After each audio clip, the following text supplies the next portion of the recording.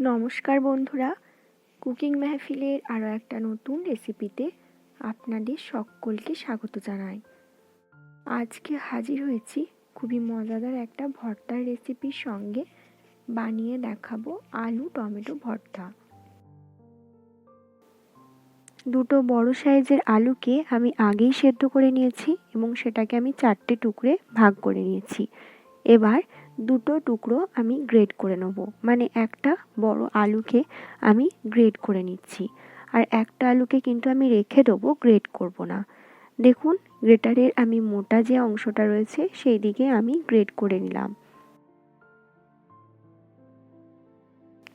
Great করা হয়ে গেছে।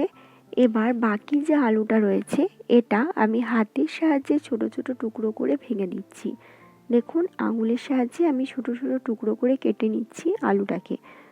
আপনারা চাইলে কিন্তু কেটেও দিতে পারেন, কিন্তু কেটে না দিয়ে এইভাবে আঙুলে করে ভেঙে দিলে এর স্বাদ কিন্তু অনেক ভালো হয়।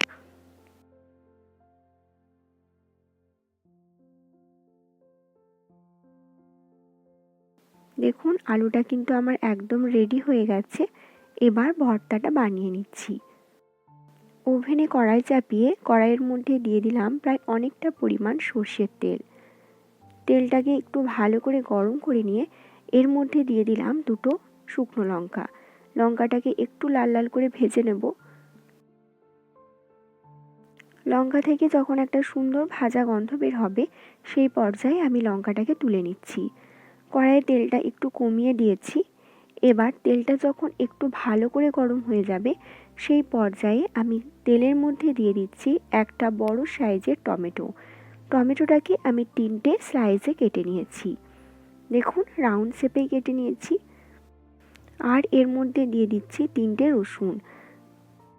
এবার এগুলোকে হালকা ফ্লেমে ভেজে নেব, মানে একদম লো ফ্লেম করে এগুলোকে ভেজে নিতে হবে যতক্ষণ না টমেটো এবং রসুনটা পারফেক্টভাবে সেদ্ধ হয়ে যায়। উল্টে পাল্টে দিয়ে প্রায় 2 থেকে 3 মিনিট মিডিয়াম লো ফ্লেমে এটাকে ভেজে নিতে হবে।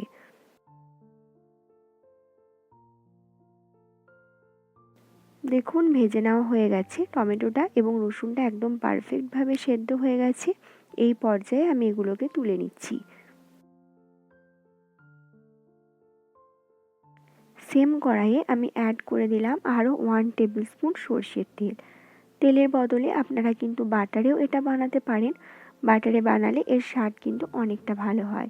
আমি সর্ষের তেলে বানাচ্ছি কারণ ভর্তা আমার সর্ষের তেলেই বেশি ভালো লাগে। এবার তেলটা ভালো করে গরম করে নিয়ে এর মধ্যে দিয়ে দিলাম একটা বড় সাইজের পেঁয়াজ কুচি। পেঁয়াজটাকে একটু নেড়ে চেড়ে নিচ্ছি। পেঁয়াজটা যখন একটু লালচে ভাব চলে আসবে সেই পর্যায়ে অ্যাড করে দিচ্ছি 3টে কাঁচা লঙ্কা কুচি। কাঁচা লঙ্কাটা আপনারা যেমন ঝাল পছন্দ করেন সেই মতো ইউজ করবেন। আমি একটু ঝাল ঝাল বানাবো, সেই জন্য কাঁচা লঙ্কাটা একটু বেশি ইউজ করেছি। এবার কাঁচা লঙ্কাটাকেও 1 মিনিটের মতো ভালো করে ভেজে নিয়ে এটার মধ্যে এরপর দিয়ে দিচ্ছি গ্রেট করে রাখা এবং টুকরো করে কেটে রাখা আলু। পেঁয়াজটা কিন্তু বেশি ভাজবো না, হালকা ক্রাঞ্চি ভাব থাকবে, মানে হালকা একটু লালচে ভাব চলে এলেই কিন্তু হবে। এবার ভালো করে আলুটাকে পেঁয়াজ এবং লঙ্কা ও তেলের সঙ্গে ভালো করে ভাজতে হবে। এই সময় ফ্লেমটা কিন্তু মিডিয়াম রাখতে হবে।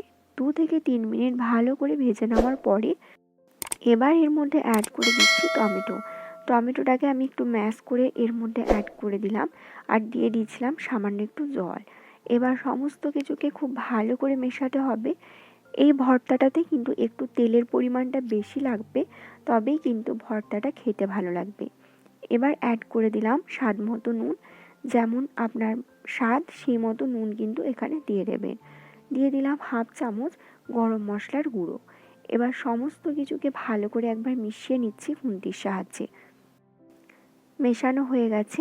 এবার এটাকে নেড়ে চেড়ে প্রায় 5 থেকে 6 মিনিট মিডিয়াম ফ্লেমে ভেজে নিতে হবে, যতক্ষণ না এটা একটা টাইট ভর্তা তৈরি হয়ে যায়।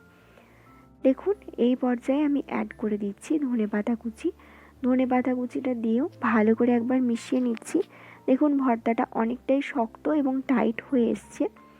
তৈরি হয়ে গেল আমার আজকের এই ভর্তার রেসিপি। এবার শেষে এর মধ্যে দিয়ে দিচ্ছি ঘি, 1 চামচ ঘি এখানে দিয়ে ভালো করে নেড়েচেড়ে নিচ্ছি।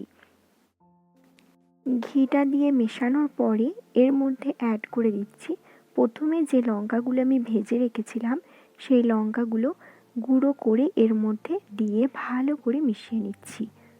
তৈরি হয়ে গেল আমার আজকের রেসিপি নতুন এক ধরনের ভর্তা। আলু টমেটোর ভর্তা বলতে পারেন। এটা সাদা ভাত হোক কিংবা রুটি হোক, যে কোনো কিছুর সঙ্গে কিন্তু খুবই ভালো লাগে খেতে। আশা করছি আজকের রেসিপিটা আপনাদের ভালো লেগেছে। ভালো লাগলে অবশ্যই আমার এই চ্যানেল কুকিং মেহফিলকে সাবস্ক্রাইব করতে ভুলবেন না। নমস্কার, দেখা হচ্ছে নতুন কোনো রেসিপির সঙ্গে।